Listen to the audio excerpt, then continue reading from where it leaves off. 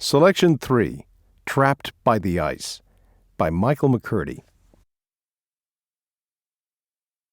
October 27th, 1915. The Endurance was trapped. Giant blocks of ice were slowly crushing her sides. From the deck, Sir Ernest Shackleton looked at the snow and ice that spread to the horizon. 10 months before, all he had wanted was to be the first person to cross the South Pole's ice cap. Now, his only concern was for his men. What would happen to them, and how much longer did the ship have before it broke apart? The Endurance was leaking badly. Shack could not delay. Shack ordered his crew off the Endurance, and camp was set up on the frozen Weddell Sea. Tools, tents, scrap lumber for firewood, sleeping bags, and what little food rations and clothing the men had left were saved from their ship, along with 3 lifeboats in case they ever reached open water. The Endurance was a sad sight now, a useless hulk lying on its side. For months, she had been the crew's home. Now, they would have to get used to life on the ice, stranded hundreds of miles from the nearest land. November 21st, 1915. Almost 1 month later, the sound of crushing wood startled the men. It was what they had feared. Turning toward the ship's wreckage, they saw her stern rise slowly in the air, tremble, and slip quickly beneath the ice. Minutes later, the hole had frozen up over the ship. She was gone forever, swallowed by the Weddell Sea. Shack talked with the ship's skipper, Frank Worsley, and his next-in-command, Frankie Wild. Among them, they would have to decide what to do next. December 23rd, 1915. Executing their plan would be difficult. By pulling the lifeboats, loaded with supplies, they would try to cross the barren ice to open water. If they made it, they would use the 3 boats to reach the nearest land. Shack studied the unending snow and ice ahead of him. Was it possible? Each boat was mounted on a sledge. Harnessed like horses, the men pulled, 1 boat at a time. Pulling 2,000-pound loads was hard work. Soon, everybody was so tired and sore that no one could pull anymore. The crew would have to wait for the ice, moved by the sea's current, to carry them north to open water. Over the next few months, food was always a concern, and it was Tom Ord-Lee's job to find it. Penguins and seals were growing scarce. To find meat to eat, hunters had to go farther away. This was dangerous. Once when Tom was skiing back to camp, a monstrous head burst from the ice. A giant sea leopard lunged at Tom, only to slip quickly back into the dark water, stalking Tom from below, as sea leopards do when they hunt penguins. Tom tripped and fell. The huge animal lunged again, this time springing out of the water and right onto the ice. Back on his feet, Tom tried to get away. He cried for help, and Frankie Wild rushed over from camp carrying a rifle. The sea leopard now charged Frankie, who dropped calmly to 1 knee, took careful aim, and fired 3 shots. The sea leopard fell dead. There was plenty to eat for days afterward. April 8th, 1916. The men smelled terrible. During their 5.5 months on the ice, they hadn't had a bath. Clothes were greasy and worn thin, and they rubbed against the men's skin, causing painful sores. Hands were cracked from the cold and wind, and hunger sapped everyone's strength. By now, the ice floes were breaking up into smaller and smaller pieces all around the men as they drifted closer to the edge of the polar sea. Shack thought it was a good time to launch the lifeboats, rigged with small canvas sails. He knew his men could not all survive the grueling 800-mile open-boat journey to the whaling station on South Georgia Island, so he decided to try to reach Elephant Island first. 11 p.m., April 8th, 1916. Steering around the blocks of ice was hard. The boats bumped into ice floes or crashed into icebergs. As night fell, the boats were pulled up onto a big floe and the tents were raised. But sleeping was difficult with damp bags and blankets, and with noisy killer whales circling around. One night, Shack suddenly felt something was wrong. He shook Frankie, and they crawled out of their tent for a look. A huge wave smacked headlong into the floe with a great thud, and the floe began to split into two pieces. The crack was headed straight toward tent number 4. Then Shack heard a splash. Looking into the crevasse, he saw a wriggling shape below in the dark water. It was a sleeping bag with Ernie Holness inside. Shack acted quickly. Reaching down, he pulled the soggy bag out of the water with one mighty jerk, and just in time, too. Within seconds, the two great blocks of ice crashed back together. April 13th, 1916. Finally, the men reached open water. The savage sea slammed furiously into the 3 little boats, called the James Caird, the Dudley Docker, and the Stancomb Wills. Tall waves lifted them up and down like a roller coaster. Blinding sea spray blew into the men's faces. Most of them became seasick. Worst of all, they were very thirsty because seawater had spoiled the fresh water. The men's tongues had swelled so much from dehydration they could hardly swallow. Shack had his men suck on frozen seal meat to quench their thirst. They had to make land. They had to get to Elephant Island. April 15th, 1916. After an exhausting week battling the sea, the men nearly lost all hope. Big Tom Crean tried to cheer the men with a song, but nothing worked. Finally, something appeared in the distance. Shack called across to Frank Worsley in the Dudley Docker. "There she is, skipper!" It was land. It was Elephant Island at last. It looked terribly barren, with jagged 3,500-foot peaks rising right up out of the sea. Yet it was the only choice the men had. April 24th, 1916. Elephant Island was nothing but rock, ice, snow, and wind.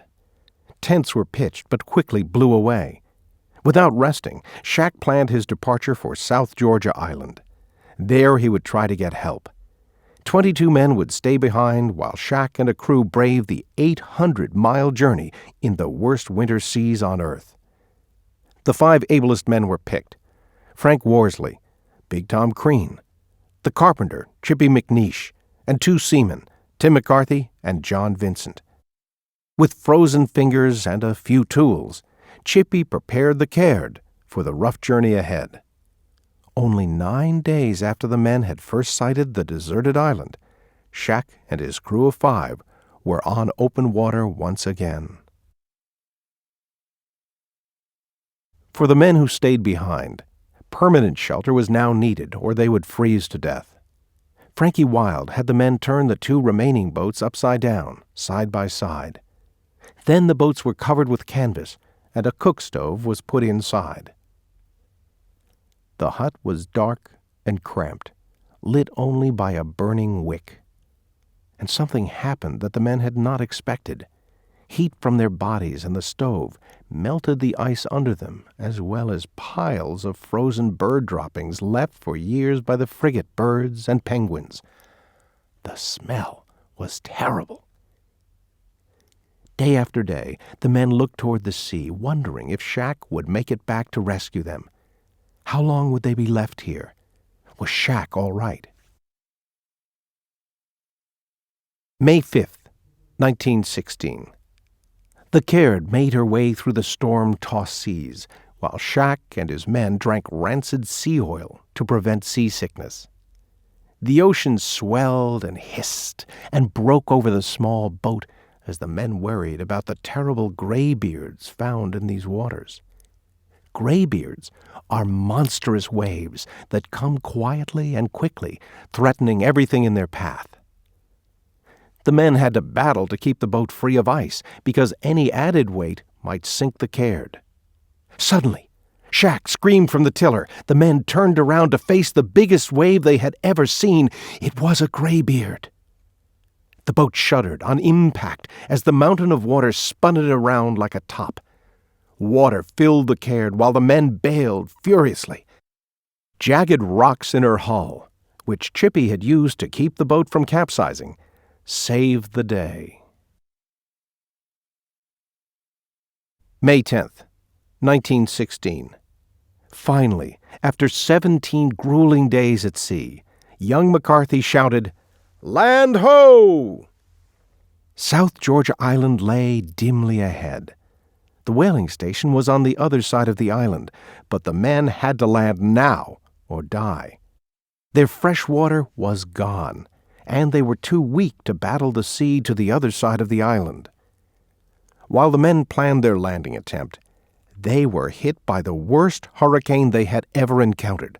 For 9 terrible hours they fought to keep afloat. Miraculously, just as things looked hopeless, the sea calmed enough to allow the Caird to land safely on the rocky beach of King Haakon Bay. The men landed near a small cave with a freshwater spring nearby. The cave would become a temporary home for John Vincent and Chippy McNeish. Both had suffered too much on the voyage and could not survive the long hike across the island to the whaling station. Tim McCarthy stayed behind to take care of the 2 sick men.